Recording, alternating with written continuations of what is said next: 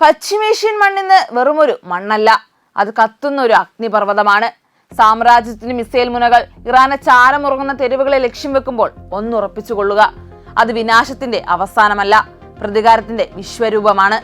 ലോകം ഇന്നുവരെ കാണാത്ത രക്തരൂക്ഷിതമായ ആ പോരാട്ടത്തിന് പശ്ചിമേഷ്യയുടെ ചക്രവാളം ചുവപ്പ് പതിഞ്ഞു കഴിഞ്ഞു. ഫെബ്രുവരി 28 പുലർന്നത് മുതൽ ഇറാനിലെ ജനവാസ മേഖലകളെയും ഭരണകൂട കേന്ദ്രങ്ങളെ ലക്ഷ്യമിട്ട് അമേരിക്കയും ഇസ്രായേലും തൊടുത്തുവിട്ട അഗ്നിപർവ്വതങ്ങളിൽ ഇതുവരെ പൊലിഞ്ഞത് 1000-ലധികം നിരപരാധികളുടെ ജീവനാണ്. എന്നാൽ തകർന്നടിഞ്ഞ കോട്ടകൾക്കും നിലവിളികൾക്കുമിടയിൽ നിന്ന് ഇറാൻ ഉയർത്തെഴുന്നേൽക്കുകയാണ്. ഓരോ ബോംബാക്രമണത്തിനും ഇരട്ടി പ്രകടശേഷിയുള്ള മിസൈലുകളും ഡ്രോൺ വ്യൂഹങ്ങളും കൊണ്ട് ഇറാൻ മറുപടി നൽകുമ്പോൾ സംഘർഷം ഗൾഫ് മേഖലയെ മൊത്തമായി വിഴുങ്ങുന്ന ഒരു മഹാപ്രളയമായി മാറുകയാണ്. ഇസ്രായേലിന്റെ ഹൃദയഭാഗങ്ങളിൽ ലക്ഷ്യമാക്കി ഇറാന്റെ പ്രതികാര ബാണങ്ങൾ കുതിച്ചുയരുമ്പോൾ പശ്ചിമേഷ്യയിൽ ഇനി സംഭവിക്കാൻ പോകുന്നത് ചരിത്രം വിറങ്ങലിച്ചു നിൽക്കുന്ന കാഴ്ചകളായിരിക്കും. ഇതിനിടെ അമേരിക്കയ്ക്കുള്ളിൽ പോലും ഈ യുദ്ധങ്ങളെക്കുറിച്ചുള്ള അഭിപ്രായ ഭിന്നത ശക്തമായി തുടരുകയാണ്. അടുത്തിടെ നടന്ന ഒരു സർവേ പ്രകാരം 4-ൽ 1 മാത്രമാണ് ഇറാനെതിരായ അമേരിക്കൻ ആക്രമണങ്ങളെ പിന്തുണച്ചത്. ഈ ഒരു സർവേയിൽ ഡൊണാൾഡ് ട്രംപിന്റെ റിപ്പബ്ലിക്കൻ പാർട്ടി അനുയായികളിൽ പിന്തുണ കൂടുതലാണെന്ന് കണ്ടെത്തിയിട്ടുണ്ട്. റിപ്പബ്ലിക്കൻ പിന്തുണക്കാരിൽ ഏകദേശം 55% പേർ ആക്രമണങ്ങളെ അംഗീകരിച്ചപ്പോൾ 13% പേർ അതിനെ എതിർത്തു. അതേസമയം 32% പേർക്ക് വ്യക്തമായ അഭിപ്രായമില്ലായിരുന്നു. മറുവശത്ത് ഡെമോക്രാറ്റിക് പാർട്ടി അനുയായികളിൽ 74% പേർ ആക്രമണങ്ങളെ ശക്തമായി എതിർത്തതായി സർവേ വ്യക്തമാക്കുന്നു. ഇതിലൂടെ അമേരിക്കൻ രാഷ്ട്രീയ രംഗത്തു തന്നെ ഇറാനുമായി ബന്ധപ്പെട്ട യുദ്ധത്തെക്കുറിച്ച് വലിയ അഭിപ്രായ വ്യത്യാസങ്ങൾ നിലനിൽക്കുന്നുവെന്ന് വ്യക്തമാകുന്നു. ഈ സംഘർഷത്തിന്റെ പശ്ചാത്തലത്തിൽ ഇറാൻ എന്ന രാജ്യത്തെ ഭൗമവിശാലതയും സൈനിക സാമ്പത്തിക പ്രാധാന്യവും വീണ്ടും ചർച്ചയാവുകയാണ്. ഏകദേശം 1.65 ദശലക്ഷം ചതുരശ്ര കിലോമീറ്റർ വിസ്തൃതിയുള്ള ഇറാൻ ലോകത്തിലെ 17ാമത്തെ വലിയ രാജ്യമാണ്. വിസ്തീർണത്തിൽ ഇത് അമേരിക്കയുടെ ഏകദേശം 1/6, ഇന്ത്യയുടെ പകുതിയോളം വലുപ്പമാണ്. ഇസ്രായേലിനെ അപേക്ഷിച്ച് ഇറാൻ ഏകദേശം 80 മടങ്ങ് വലുതാണ് എന്നതും ശ്രദ്ധേയമാണ്. പശ്ചിമേഷ്യയിൽ സ്ഥിതി ചെയ്യുന്ന ഈ രാജ്യം 7 രാജ്യങ്ങളുമായി കരാതിർത്തി പങ്കിടുന്നു. ഇറാഖ്, തുർക്കമെനിസ്ഥാൻ, അഫ്ഗാനിസ്ഥാൻ, പാകിസ്ഥാൻ, അസർബൈജാൻ, തുർക്കി, അർമേനിയ എന്നിവയാണ് അയൽ രാജ്യങ്ങൾ. ഇത്രയും വലിയ ഭൗമവിശാലതയും ഭൂപ്രാധാന്യവും ഉള്ളതിനാൽ തന്നെ ഇറാനെതിരെ നടക്കുന്ന യുദ്ധം പ്രദേശത്തിന്റെ മുഴുവൻ സുരക്ഷാ സമവാക്യങ്ങളെ ബാധിക്കുന്നതാണ്. ജനസംഖ്യയുടെ കാര്യത്തിലും ഇറാൻ വലിയ രാഷ്ട്രമാണ്.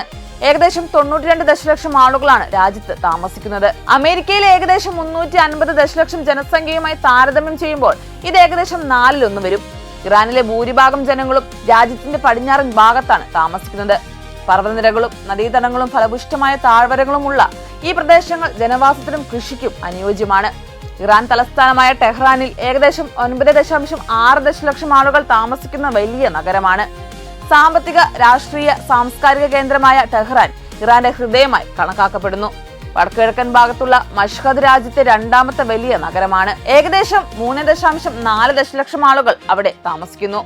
ലോകമെമ്പാടുമുള്ള മുസ്ലിം തീർത്ഥാടകരെ ആകർഷിക്കുന്ന മാംറസ ദേവാലയം അവിടെ സ്ഥിതി ചെയ്യുന്നു. 3ാമത്തെ വലിയ നഗരമായ ഇസ്ഫഹാൻ ചരിത്രപരമായും വ്യവസായപരമായും വലിയ പ്രാധാന്യമുള്ള നഗരമാണ്. ഏകദേശം 2.3 ദശലക്ഷം ആളുകൾ അവിടെ താമസിക്കുന്നു.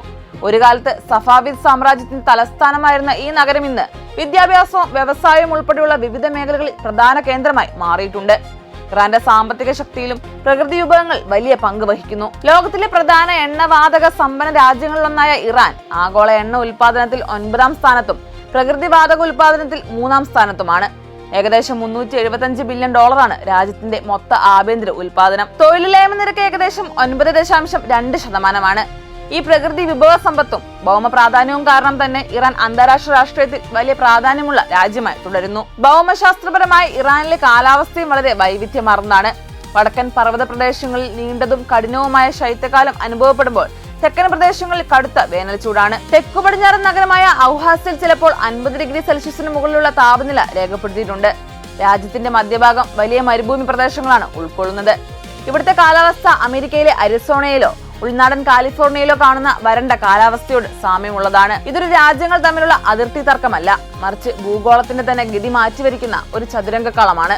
ഭൗമശേഷിയും സാമ്പത്തിക കരുത്തും ആവോളമുള്ള ഇറാനെ തൊടുന്നത് തേനീച്ചക്കൂടിന് കല്ലെറിയുന്നത് പോലെയല്ല, അത് ആഗോളക്രമത്തിന്റെ അസ്ഥിവാരമിളക്കുന്ന പ്രകമ്പനമാണ്. ഇറാനും ഇസ്രയേലും അമേരിക്കയും നേർക്കുനേർ നിൽക്കുമ്പോൾ ഇവിടെ പകരുന്നത് പശ്ചിമേഷ്യയിലെ വെറും ചോരയല്ല, മറിച്ച് ലോകത്തിന്റെ തന്നെ സമാധാനത്തിന്റെ അന്ത്യശാസനമാണ്. പീരങ്കികൾ ഗർജിക്കുമ്പോൾ അന്താരാഷ്ട്ര നീതിപീഠങ്ങൾ നിശബ്ദമാകുന്നുണ്ടാകാം. പക്ഷെ ഒന്നോർക്കുക, ഈ തീ പശ്ചിമേഷ്യയിൽ മാത്രം ഒതുങ്ങുന്നില്ല. ലോകക്രമത്തിന്റെ സിംഹാസനങ്ങൾ വരെ കത്തിയമരുന്ന ഒരു മഹാവിനാശത്തിന്റെ കരുനിഴലാണ് ഇപ്പോൾ നാം കാണുന്നത്. കണക്കുകൂട്ടലുകൾക്കും തന്ത്രങ്ങൾക്കും ഇനി പ്രസക്തിയില്ല. യുദ്ധത്തിന്റെ കാഹളം മുഴങ്ങിക്കഴിഞ്ഞു. ഇറാൻ ഒരുക്കിയ ആ ചക്രവ്യൂഹത്തിൽ ഇസ്രായേലും അമേരിക്കയും കുടുങ്ങാൻ പോവുകയാണ്.